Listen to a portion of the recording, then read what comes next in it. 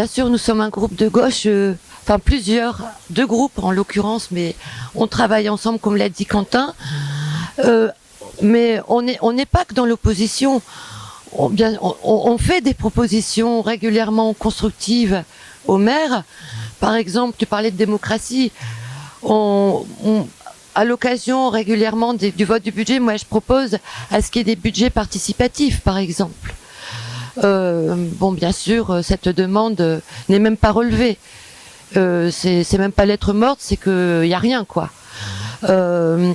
J'ai fait la demande, par exemple aussi, c'était un peu mon cheval de bataille, de la cantine à 1 euro pour les personnes ayant un coefficient familial très bas. Alors il est tout fier, il l'a adopté, mais à budget constant. En fait, effectivement, il y a une cantine à 1 euro, mais les gens qui sont au-dessus du coefficient familial requis payent davantage. Et il y a une chose qui est quand même remarquable à Valenciennes, c'est que tout ce qui est tarification des services de la ville, la crèche, la cantine, l'inscription au conservatoire, ça n'est pas délibéré. Ça nous échappe complètement. Alors que c'est dans une ville où il y a quand même un taux de pauvreté important, c'est pas une question neutre. Ça fait partie des pouvoirs exorbitants que le maire s'est octroyé et qui ne sont jamais délibérés. C'est le cas aussi pour les appels d'offres. Aucun membre de l'opposition de gauche ne fait partie de cette commission, alors que c'est quand même très important. Et autrefois, elle passait le résultat au moins des appels d'offres passés en conseil municipal. Ce n'est même plus le cas aujourd'hui. Donc c'est vrai qu'on essaye aussi d'être force de proposition, mais enfin voilà, il s'en bat. On demande aussi à ce qu'il y ait un budget vert. Aujourd'hui, on n'a pas d'outil qui permet un outil de suivi et d'évaluation qui permet de voir, parce que bon, l'écologie c'est transversal, ça concerne toutes les politiques de la ville, mais on n'a aucun outil qui nous permet de voir comment la ville, et si la ville verdit ou pas les politiques qu'elle met en place. Et ça, on a beau le réclamer, enfin, c'est pareil, on n'a même pas le début d'une réponse. Moi, j'aimerais faire un petit détour par la fermeture de tout, enfin la Caisse des services publics, qui est à l'œuvre aussi à Valenciennes. La fermeture de Valenciana Orchestra, de l'Octuor Avant, du service d'aide à domicile, du service de soins infirmiers à domicile, de l'école des beaux-arts, des fermetures de classes, du collège Watteau, de l'ENTE, de la crèche familiale. Enfin, la liste est longue, je vais arrêter là. Mais et la souffrance, de toute façon, des services publics, l'hôpital, les urgences, c'est vraiment pas... Vaut mieux pas tomber malade aujourd'hui, aller aux urgences de Valenciennes, c'est assez terrible. Enfin, vous connaissez le tableau, je vais pas en rajouter une louche. Mais c'est quand même assez désastreux. Et c'est vrai que le maire, finalement, soutient ses amis au gouvernement. Il soutient les politiques d'austérité qui entraînent la baisse des dotations aux collectivités. Et ça, c'est des moyens en moins. Il accepte complètement, par exemple, la disparition qui va commencer en 2023 de la CVAE, c'est la contribution sur la valeur ajoutée des entreprises, c'est l'ex-taxe professionnelle, si vous voulez. Elle va être supprimée sur 2 ans.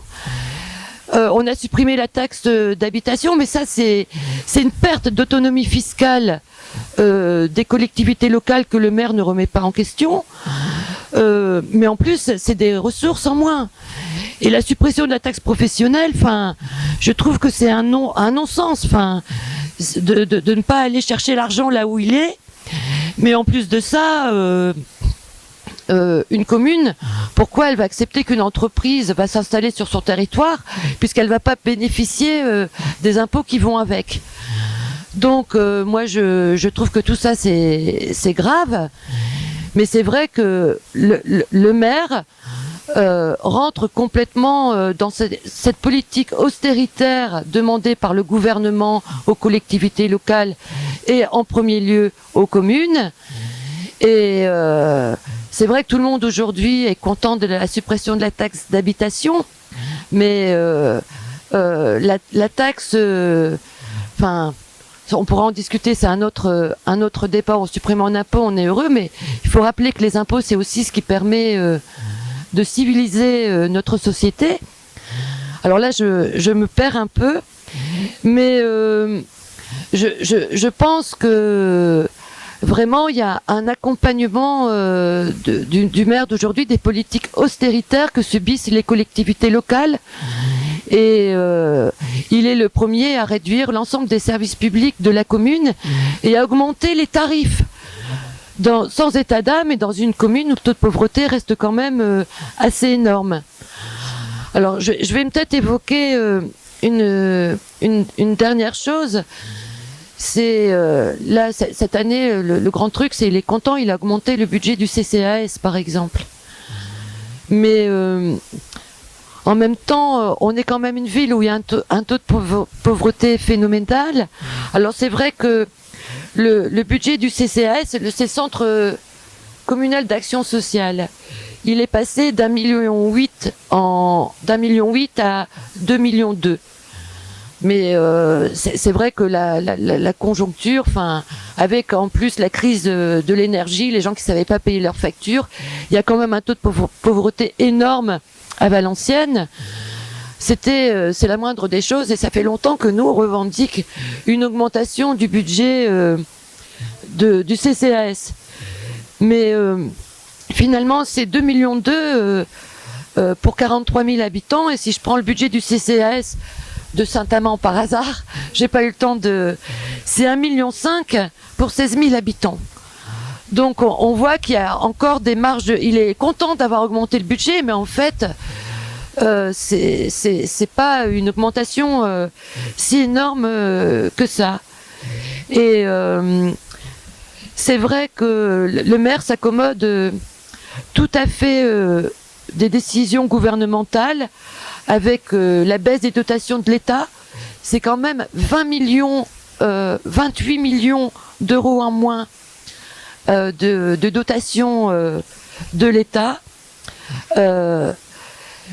La perte d'autonomie fiscale aussi avec la suppression de la taxe d'habitation. Alors tout ça, ça paraît peut-être un peu technique, mais l'argent, c'est le nerf de la guerre. Et c'est vrai que on a de moins en moins de moyens de l'État pour satisfaire les besoins des habitants. Mais lui, ça ne le dérange absolument pas. Il accompagne ses politiques d'austérité sans état d'âme. Et c'est pour ça aussi qu'on est contre la suppression de la CAVE, hein, c'est ce que je vous disais tout à l'heure. Les impôts sur les entreprises, quoi. Enfin. Comment on va financer les besoins des habitants. Bon, j'arrête là, j'aurai encore beaucoup mais on échangera. Voilà, merci. Voilà, merci Nathalie.